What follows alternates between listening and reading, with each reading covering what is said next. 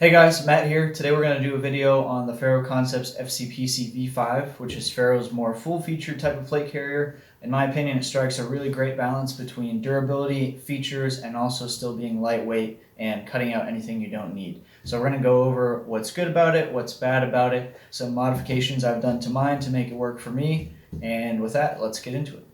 Alright, so starting with the shoulder straps, these are one of the defining features of the FCPC due to the way they're constructed, how they adjust, and also you'll notice there's a spot on here for hardware. So you can add either a ring like this for simplicity, or you could put on a cobra buckle or even a G-hook if you want an easier donning and doffing option. It's a little bit time consuming to change out the hardware, but it's not that bad. Also, you'll notice this piece of webbing down here is pretty thin. It's plenty strong. It's not a durability concern, especially due to the way that it attaches down inside the plate bag. But what that allows for is pivoting of the shoulder straps. So they conform to your body and they move with you, which makes these shoulder straps noticeably more comfortable than something like the Slickster. If you've ever had an issue with the straps riding up against your neck, this really alleviates that because it lets them just fall naturally wherever is the best spot for them. The straps adjust just with simple Velcro. You can either move this entire piece back and forth, or you can adjust the little strip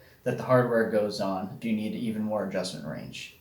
An issue I did have with the shoulder straps on my FCPC is that while the adjustment range is very large, it does not adjust on the small end very well. With this out of the box, I couldn't get the plate carrier to sit nearly high enough. It was almost all the way down here.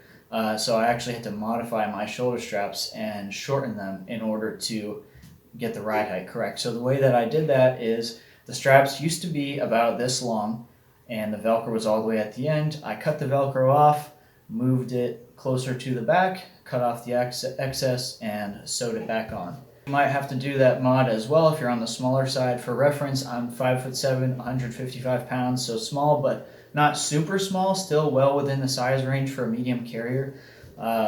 Basically, all it takes is a needle, a thimble, some bonded nylon thread from Amazon, and I did it without any sewing experience. It's not the prettiest thing in the world, but I haven't had any issues with it at all. It did take a few hours because I did it by hand.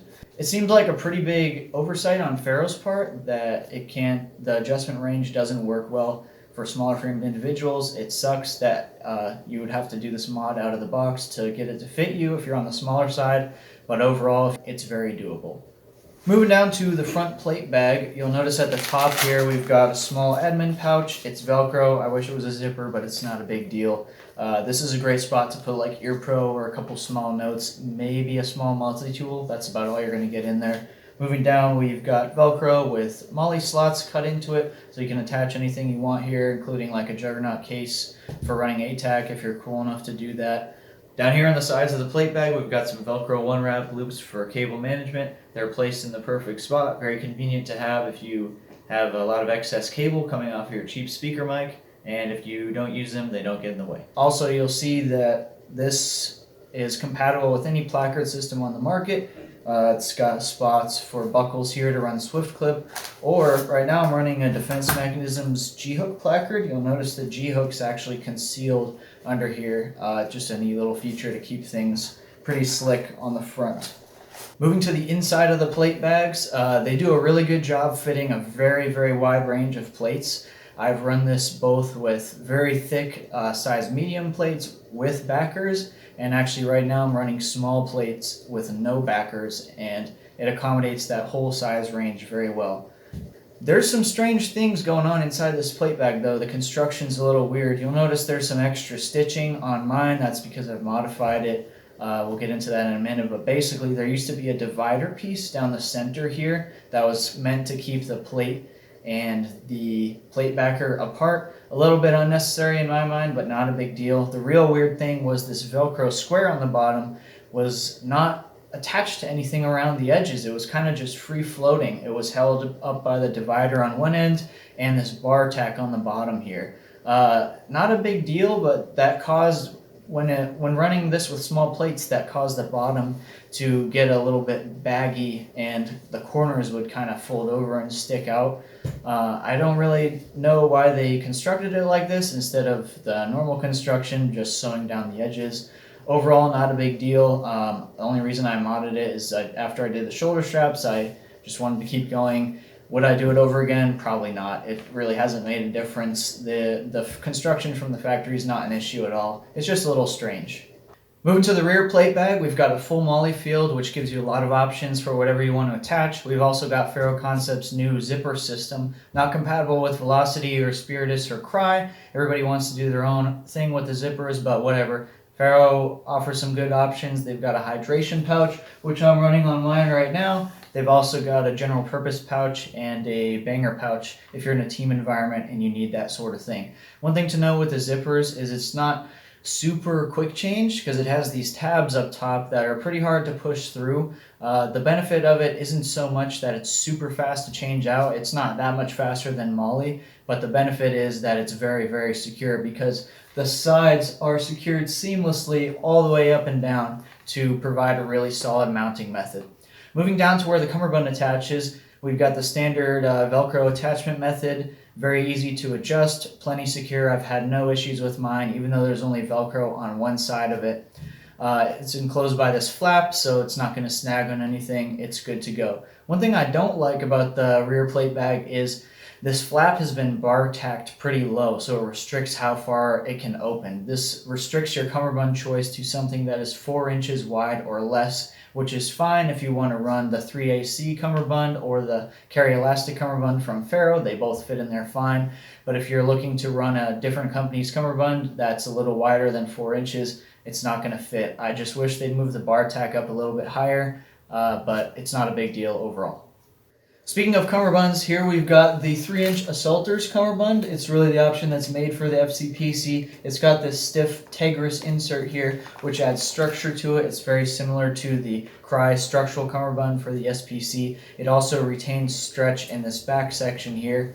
It doesn't work super well. It gets bound up sometimes and it's a little stiff, but it's way, way better than just having a rigid cummerbund. This is made for if you're running side armor or a heavier load. It helps give the plate carrier structure and carry the weight a little bit better. I've found you don't really get any benefit when running a setup as light as this. I actually prefer the carry elastic cummerbund, but overall this is still a really good option. So the carry elastic cummerbund is a little bit wider. It's 4 inches instead of 3. It's got these built-in pouches which fit AR mags or anything else you can jam into them.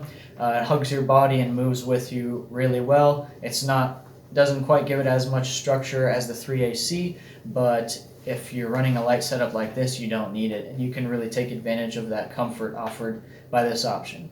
So an overall theme you'll find with FCPC is it's overbuilt where it needs to be without being excessive. You'll find a lot of bar tack stitches on this carrier, double layers of Cordura on the high wear areas, but it also manages to keep the weight under a pound for a bare carrier and not feel excessive or unnecessary when you're running a more minimalist type setup. The FCPC is really a carrier that can fill any role. It's perfectly suited to running a heavier setup with side plates, a bunch of pouches, stacked zipper panels on the rear, huge placard, and it's going to carry that weight really well due to the ability to use the stiffened cummerbund and also the pivoting of the shoulder straps and their general beefiness.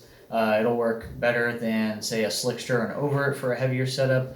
But that being said, you can also have it fill a lighter role like this just as well, again, due to its construction, not having anything unnecessary or excess material keeping the weight down. It slims down really well. If you're only going to use armor concealed under clothing, then maybe a slickster or a LV119 would be better suited for that. But for just about anything else, the FCPC is perfectly suited to fill that role. It's extremely adaptable. I really wish I didn't have to modify the shoulder straps on my FCPC to get it to work for me. Again, I'm 5'7", 155 pounds. Every other medium carrier has worked for me out of the box. The FCPC is the only one I had to do the shoulder strap mod on.